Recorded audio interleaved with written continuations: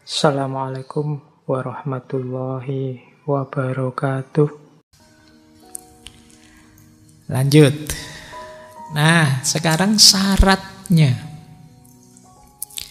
Apa syaratnya kita berjuang melawan kekerasan? Yang pertama tentu saja kebenaran atau satya. Ya jangan saya melawan anti kekerasan tapi bukan tentang kebenaran. Ya buat apa? Yang kita perjuangkan itu tetap harus kebenaran. Kata Gandhi, kebenaran dan anti kekerasan itu seperti dua sisi mata uang. Salah satunya tidak boleh ditinggal. Jadi tidak mungkin anti kekerasan kok untuk hal yang buruk, ketidakbenaran.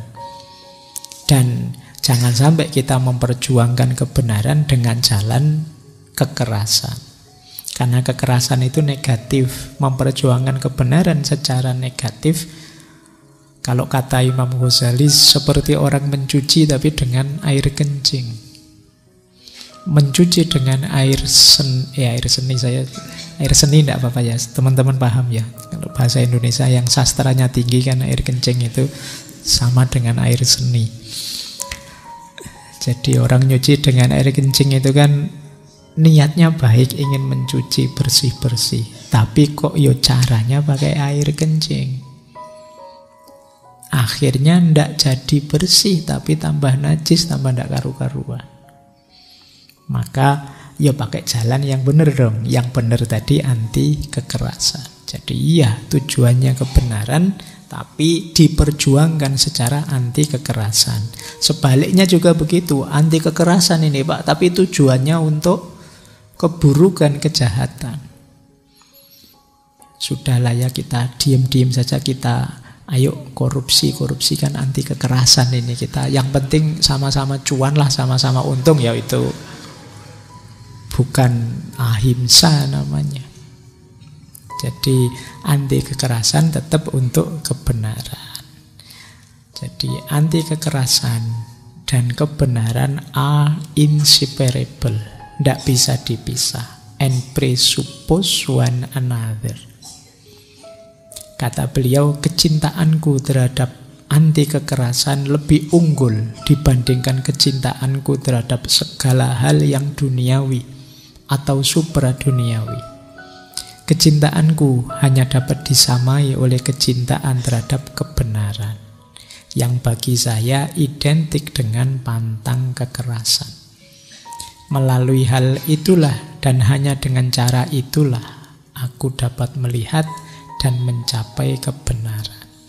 Jadi syarat pertama ahimsa itu satya, kebenaran. Syarat kedua yaitu bersihnya diri atau penyucian diri. Jiwa yang masih kotor, masih sombong, masih merasa tinggi, merasa besar dan lain sebagainya sulit untuk anti kekerasan. Kata beliau, jika seseorang memiliki kesombongan dan egoisme, ia tidak mungkin anti kekerasan. Anti kekerasan tidak mungkin terjadi tanpa kerendahan hati. Tanpa penyucian diri, anti kekerasan hanya sekedar mimpi belaka. Tuhan tidak akan pernah dapat disadari oleh orang yang tidak suci hatinya. Oleh karena itu, penyucian diri harus berarti penyucian di semua bidang kehidupan. Dan penyucian ini karena sifatnya sangat menular, tentu akan membawa pada penyucian lingkungan sekitar. Jadi ayo membersihkan jiwa. Jangan sampai, iya sih yang dilakukan anti kekerasan, tapi dia sombong. Loh, aku loh bisa anti kekerasan. Yang lain levelnya di bawahku semua. Kelompok sana itu kekerasan semua. Ini satu-satunya nih, saya dan kelompok saya nih yang tidak keras. Ini namanya jiwanya masih tidak bersih.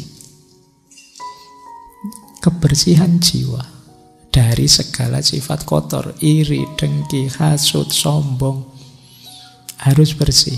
Kalau tidak begitu, Anti kekerasan tadi hanya akan jadi bukan kendaraannya kebenaran, tapi kendaraannya kesombongan. Kendaraannya dengki, kendaraannya iri, kendaraannya menang-menangan, egoisme, dan lain sebagainya. Berarti kalau kita ingin menempuh jalur anti kekerasan, ayo bersih-bersih diri dulu. Makanya Mahatma Gandhi itu kan gaya hidupnya kayak sufi kalau dalam Islam. Gaya hidupnya sangat spiritual. Karena untuk menjalankan anti kekerasan itu perlu kebersihan diri. Karena kalau jiwa kita tidak bersih, ya seperti saya bilang tadi, anti kekerasan hanya jadi jalan untuk pemenuhan hasrat kita saja, kesombongan kita saja. Kalau hari ini mungkin jadi anti kekerasan itu nanti jadi konten saja. Wah, ini loh saya anti kekerasan. Nanti kamu screenshot nih, saya dimaki-maki orang. Wah, yang maki-maki tak doakan. Nih screenshotnya. Nah, gitu. Nanti jadi hanya kayak gitu kalau hari ini. Jadi bahan pameran betapa aku ini sudah baik, sudah hebat, sudah anti kekerasan. Maka prasyarat ahimsa itu ayo bersih-bersih diri. Jadi biar barang yang baik yang kita jalani tidak jadi kendaraannya hal-hal negatif yang ada dalam diri kita. Maka dalam tasawuf itu kan selalu disebut langkah awal orang yang melakukan perjalanan spiritual itu takholli.